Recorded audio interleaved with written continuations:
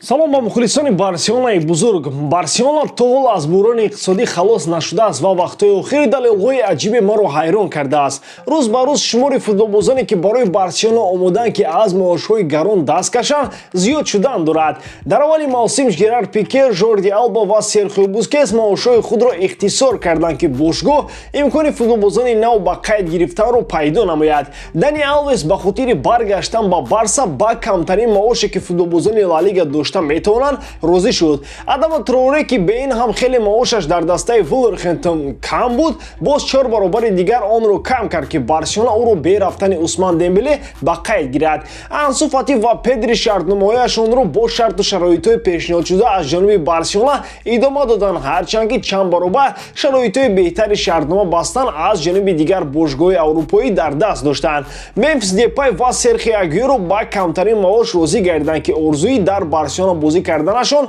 амалӣ шавад. Филиппи Каутино аз калонтарин ҷузъи маошаш даст кашид ва ба Астон Вилла ба иҷора рафт ки дар ҳолати вазнин барои кӯмак ба Барса саҳми худро гузорад. Ҳатто Умтити барои кӯмак ба даста ва барои Ферран Торресро ба қайд гирифтан маошашро кам намуд. Акнун Абамеянг ҳам ба камтарин маоши пешниҳодшуда розӣ шуд ки дар майдони Камп Nou баромад намояд. Равзанаи трансфери Зимистона ба анҷом расид ва барои Барселона на он қадар бобарор буд. Усман Дембеле тамоми пешниҳодҳои дастаҳои аврупоиро рад кард ва то тобистон дар Барселона мемонад. Адама Троуре бори нахуст дар Барселона тамрин намуд ва ӯро ҳамчун қаҳрамон пешвоз гирифтанд.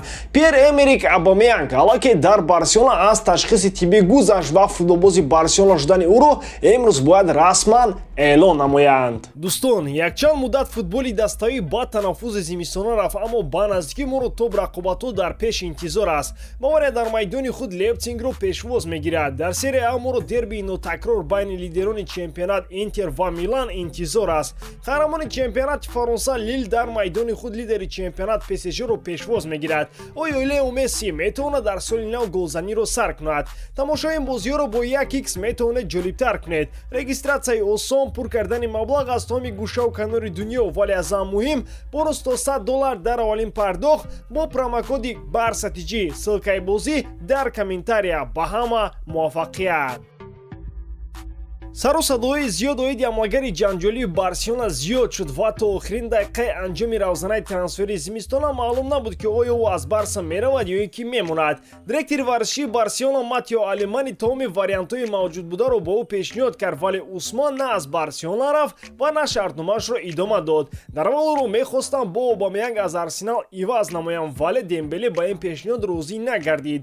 Дастаи Челси бо хоҳиши Томас Тухел кӯшиш карданд ки Дембелеро ба Челси биёранд, вале ин ҳам амалӣ нагашт ва маълум набуд ки Челси аз ин фикр даст кашид ё ин ки Дембеле. Варианти охирин ПСЖ буд ки пешниҳоди иваз карданро бо ду футболбози ин даста Эрик Эбимбе ва муҳофизатгар Абду Диало карданд, вале Барселона розӣ нашуд ва 20 миллион евро талаб кард. Барселона омода буд ки Дембелеро бо Анхел Ди Мария иваз намояд, вале ПСЖ низ ба пешниҳоди Барса розӣ нагардид ва Дембеле акнун то охири мавсим дар Барселона мемонад. Ба ғайр аз Ди Мария, Барселона мехост ки Дембелеро ақаллан бо Паредес ё Курзава иваз намояд, вале ПСЖ Мауро Икардиро пешниҳод кард ва ҳатто Барселона агар розиам мешуд, Икарди ин пешниҳодро рад мекард. Нисфирӯзии имрӯз Матео Алемани бо хави вохӯрӣ анҷом медиҳанд барои ояндаи Дембелеро ҳал кардан ва варианти пурра қатъ кардани шартномаи ӯ низ омӯхта мешавад.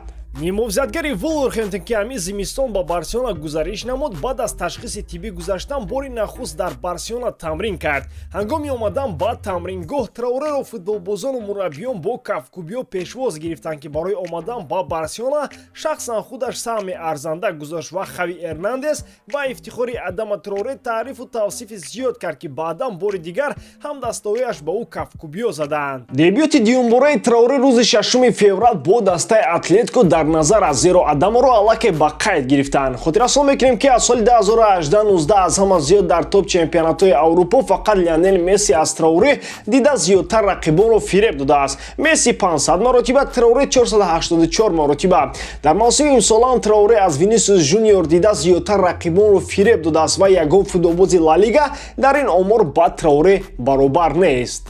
ҳамлагари Арсенал Пьер-Эмерик Обамеянг дирӯз аз ташхиси тиббӣ дар Барселона гузашта бо бошгоҳи каталонӣ шаҳрнома ба имзо расонд. Тибқи хабарҳо шаҳрномаи ҳамлагари 32-солаи мунтахаби Габон 1.5 сол муҳлат дорад ва дар сурати зарурӣ онро боз идома дода метавонанд. Имрӯз бояд Расман трансфери Обамеянгро дар Барселона эълон намоянд ва сабаби то ҳол эълон накардани трансфери Обамеянг дар он аст ки ӯ шаҳрномаашро бо Арсенал қатъ намуда ҳамчун агенти озод ба Барселона меояд ва анҷом ёфтани равзанаи трансфери ба агентони озон дахл надорад.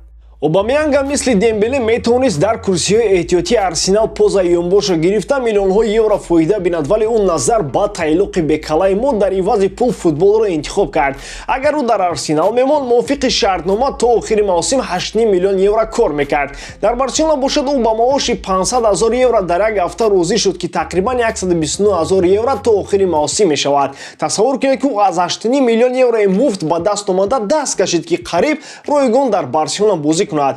Дӯстон, шумо аз трансфери зимистонаи Барса розӣ ҳастед ва бояд бо Дембеле чӣ кор кард? Ӯро дар курсиҳои эҳтиётӣ нигоҳ дошта тамоман дар бозиҳо роҳ надиҳанд ё ин ки то охири мавсим бояд ӯро дар бозиҳо истифода бурд? Бе ин ҳам маошашро мегирад ко? Ҳатман фикрҳои худро дар комментария нависед. Ин барои ман хеле муҳим аст. бародарон, боз хотиррасон мекунам ки ҳамаи хабарҳои асосӣ дар бораи Барса дар Телеграм ва Инстаграм канали Барса ТЖ сари вақт мебарояд. Агар кадоме обуна нашуда бошед, ҳатман даромада бо мо ҳамроҳ шавед. Ссилкаи Телеграм ва Инстаграм канал дар описанияи ин видео. Бо шумо мисли ҳар вақта Муҳаммад Гаиров. Хай бачаҳо, дар паноҳи Аллоҳ.